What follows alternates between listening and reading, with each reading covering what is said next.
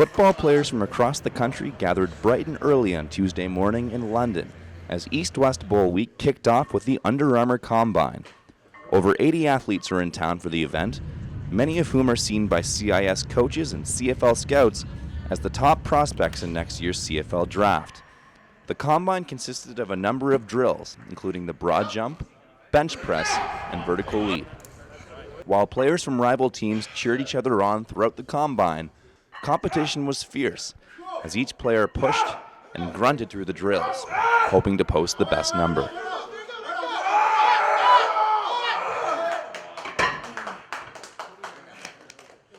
Among those who stood out was wide receiver Addison Richards of the Regina Rams, who posted a top 5 score in the broad jump.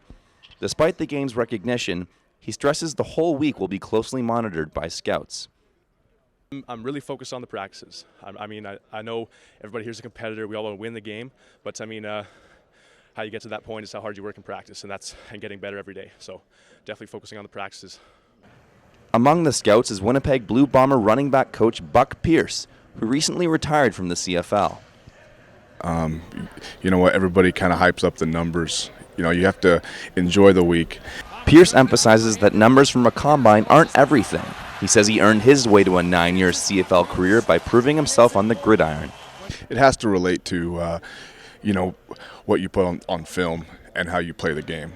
If a guy comes here and runs, a great 40 time, but that doesn't translate to on the football field, then we really don't look at that close. We want to see how they perform, game speed, how they react in those type situations. It's great to have a good look at them here, without the pads on, see what they can do, physically, and does that, translate to the game tape.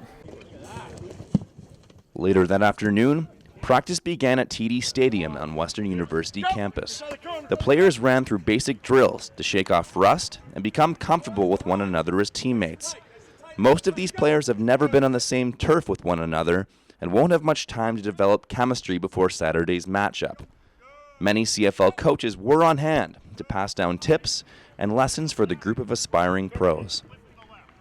The fiercest competition was found among the linemen, who showed impressive displays of strength in one-on-one drills. As expected, a few took some bumps and bruises along the way. Daryl Watt of Western says the CFL coaching is of huge help to the linemen. You can never have one thing down pat and you no longer need to work on it, right? You always got to be working on your game. You always got to be getting better, getting stronger, getting faster. But just some of the basics, keeping your pad level low for defensive line, quick feet, quick hands, that sort of deal. You always got to get better. The coaches and players will be practicing daily before the bowl on Saturday. Along the way, many friendships are being made, even between some bitter rivals during the regular season.